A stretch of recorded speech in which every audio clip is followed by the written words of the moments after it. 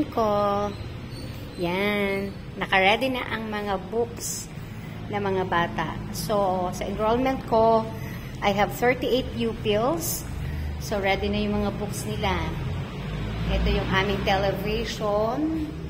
Ito yung ginagamit namin sa aming PowerPoint presentation. And this one, ito yung aking blackboard. Ito yung isa, kaya gagamit pa rin ng chalk. Mama Mary is always with me. Yan. Itong side na to, wala pa siyang kortina kasi papaiklian ko yung kortina para hindi masyadong madilim. Ayan. Ito yung likod. Ito, yan. Ito yung kortina. It's old rose. Kailangan kasi direct na sumisikat yung araw dito sa side na to. As in, hanggang mga 10 o'clock.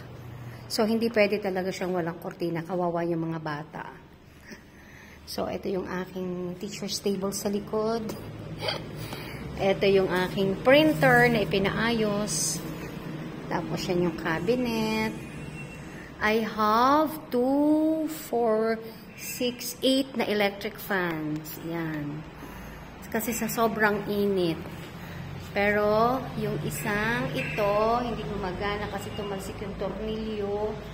Natatakot ako na baka matalsikan ng mismong electric fan ng bata. So, ito naman yung donation ng pair ng PTA last year. Sobrang kapakita-kinabang. Yan.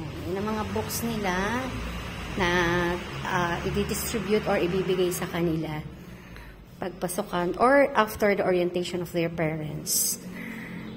Ready na, pati sahig. Yan o.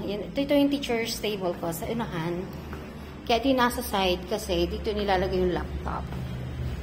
Dito nilalagay yung laptop at kasi andito yung mga connections, yung mga extension cords. Yan. So, sobrang ready na. Tapos papakita ko naman sa inyo yung aking lalagyan ng printer. Yan. Ako nagpinta niyan. Bakat-bakat. Pero guys, ito yung pintang pangkahoy. Pero tsinaga ko na lang. Ayan. So, ipapasok ko yan later. So, ang ganda. So, thank you. Pwede nang magklase sa 29. So, thank you for watching. Bye-bye.